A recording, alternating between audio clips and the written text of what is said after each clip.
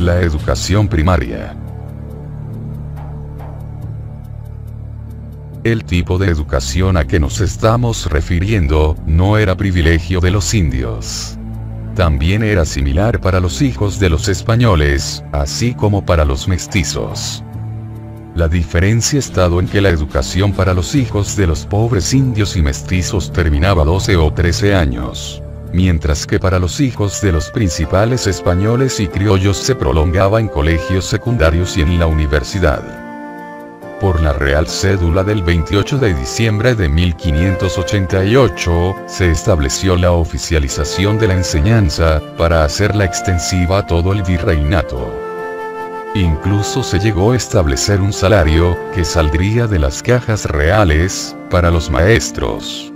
El encargado de hacer cumplir dichas ordenanzas sería Toledo, quien dispuso que en cada repartimiento haya casa-escuela para que los muchachos, especialmente los hijos de los caciques, principales y demás indios ricos, se enseñen a leer, escribir y hablar la lengua castellana. Pero salta fácilmente que la Real Cédula, a la que hemos hecho mención, se refería a todos los jóvenes del virreinato, pero estaba prohibido que los niños españoles estudiasen junto a los indios, en aquellos lugares donde solo vivían indios. A fines del siglo XVI, la enseñanza se hizo obligatoria para todos los niños que vivían en Lima. El carácter estatal que se da a la enseñanza, no significa de ninguna manera su secularización. El poder de la Iglesia era tan inmenso que jamás iba a permitir tal escándalo. La orientación de la educación colonial preparaba al indio para el trabajo. Los encomenderos y demás propietarios de tierras, requerían de siervos capacitados para el trabajo. Para los hijos de los españoles, en estas escuelas, eran además de las primeras letras, conocimientos técnicas y artes, y gramática y castellano, iniciación obligada de los estudios superiores. La educación de la juventud fue tarea fundamental de los loyolistas. Los dominicos se dedicaron solo a la enseñanza primaria y superior, mientras que los jesuitas extendieron su enseñanza a las 3 ramas de la educación. La enseñanza femenina. En toda sociedad, con los caracteres que hemos mencionado, la educación de la mujer es simple, es apenas superior a la de un niño. ¿Para qué aprender la cultura que se da a los hombres, si solo les es necesario el aprendizaje de las artes domésticas? En la colonia, el primero que se preocupó de la educación femenina fue Fray Domingo de Santo Tomás, el mismo que descubrió la declinación de los nombres y la conjugación de los verbos quechuas. Mérito innegable. Ante el pedido que hace a España para la fundación de centros de enseñanza femenina, la Real Cédula de 1551 le responde positivamente. Se erija en la ciudad de Lima cada donde las doncellas mestizas y criollas, se recogiesen y fuesen criadas en cristiano y tuviesen que comer. Como también se hagan en otros pueblos de cristiano, donde se recojan las mestizas de la comarca. De esos centros educativos salían las doncellas a los 12 años para vestir hábitos o para casarse. Formar buenas madres de familia, hacendosas de los quehaceres hogareños. Antes que instruirlas, interesaba educarlas en lo religioso y en lo doméstico. Por ello es que existían centros de esa naturaleza. Si el arte de cocinar, lavar, etc., eran aprendidos en el hogar y las prácticas religiosas eran intensas en el medio social que las rodeaban, ¿para qué abrir muchas escuelas para ellas? La educación técnica. Anteriormente hemos dicho, que la instrucción para los hijos de los campesinos, terminaba a los 12 años. Luego se trataba de orientar a los adolescentes indios por el terreno eminentemente práctico y productivo de la imitación laboral de sus padres. Es decir, que aprendan los oficios de ellos, u otros relacionados con el campo, de las minas o la artesanía. Su trabajo debería de servir de sustento a la sociedad colonial. La primera escuela técnica fue establecida por los franciscanos en México. Pedro de Gante fundó el Colegio de San Francisco de México, donde la labor productiva de los indios fue convertida en un arma poderosa de imposición doctrinaria.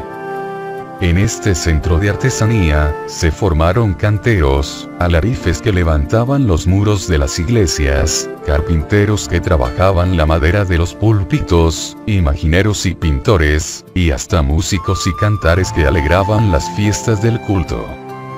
Esta clase de artesanos estaba en mejores condiciones económicas y sociales que los indios sometidos al trabajo de la encomienda y la mita. La enseñanza media estaba destinada a la educación de los hijos de los españoles y algunas veces para los mestizos. Todo el andamiaje de este tipo de educación reposaba sobre las ideas aristotélicas mezcladas con la teología y que dieron nacimiento a la escolástica. Con la Contrarreforma, esta tendencia filosófica resurge de sus cenizas y es revolcada a la América sin cambios sustanciales. Ante la disyuntiva histórica que vivió España, de regresar a la vida moderna, plenamente libre de trabas dogmáticas en el campo intelectual, y pujantemente industrial sin sujetaciones feudales que abogaban el comercio, y la vida mental sujeta por la presencia de la confrontación, unido a ella un régimen feudal descompuesto y decadente, sin industrias importantes y con un comercio monopolizado en beneficio de la nobleza española y del clero, España escogió lo segundo y con ello la educación destinada a formar burócratas y abogados. La Contrarreforma cerró los cambios luminosos que la ciencia experimental y naturalista estaba revolucionando Europa. La educación media y superior se vio así cercada por la escolástica. Todas las asignaturas que se dictaban en esos centros de estudio solo eran meras sirvientas de aquella, porque esta parte del principio de que hay una causa única para todos los fenómenos, y estos fenómenos son estudiados por una serie de ciencias. ¿Qué se buscaba con ese tipo de educación? Formas, ejercicios listos para consolidar en la América, y en el Perú en particular, un régimen descompuesto y decadente. El régimen feudal. Y la base indígena.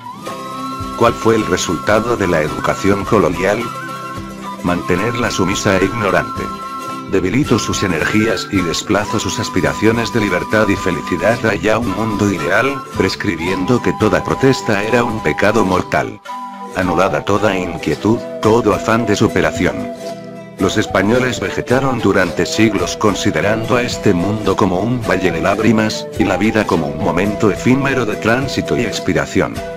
Mientras que en la base social, el indio entregaba su fuerza de trabajo no a un sistema, sino a un régimen retrógrado y con un desarrollo económico lentísimo que se basaba en la política de autoabastecimiento. Y esto es en síntesis apretada de la educación colonial. Los colegios. Se entiende que lo que nosotros conocemos con el nombre de educación secundaria, no es lo mismo que la educación media que se daba en la colonia. La confusión más grande reinaba en ese sentido, pues los colegios de instrucción media daban enseñanza tradicional y superior, es decir, eran verdaderas universidades, que solo diferían de ellas en que no daban título. En el Perú, se crearon centros de enseñanza encaminados a facilitar suficiente formación a los sacerdotes que aquí se ordenaban. La organización de las escuelas primarias significó el primer paso. Luego la creación de cátedras en latín o gramática, base para los estudios superiores.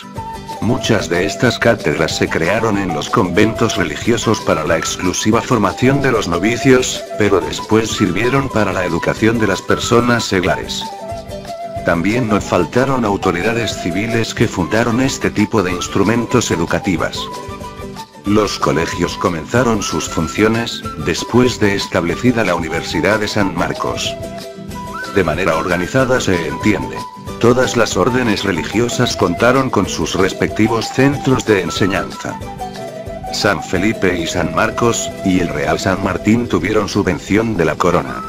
De aquí salían clérigos que abastecieron a los púlpitos y cátedras. Del primero de los nombrados, los jóvenes aristócratas salían directamente a la universidad. El Colegio Real de San Martín fue el más famoso, tanto por la gran cantidad de dinero que el rey le concedía, 1.500 pesos ensayados, como todos los jesuitas. Los jesuitas se esmeraron en dar a sus colegios el más brillante barniz de cultura, se esforzaron en captar la educación de los nobles, consejeros de los grandes señores, directores espirituales de las grandes damas, profesores solícitos de los niños distinguidos, etc. Los más calificados intelectuales de la época fueron los jesuitas, o estuvieron relacionados con ellos. El padre Quino en el siglo XVII fue un gran explorador geográfico, y en las misiones del Paraguay, trabajaron jesuitas, húngaros, polacos, alemanes, etc. Además de las asignaturas de rigor, en los colegios jesuitas se enseñaban ciertas normas que darán forma definitiva a la personalidad de los alumnos educados en estos colegios. Según su doctrina dice Ranke, es bastante por no querer el pecado por sí mismo, y se tendrán más esperanzas de ser perdonado, cuanto más violenta hubiera sido la pasión que le movió. La costumbre, el mal ejemplo, que limitan la libre voluntad, sirven de exculpación. Por otro lado, la preparación dogmática fue muy rigurosa.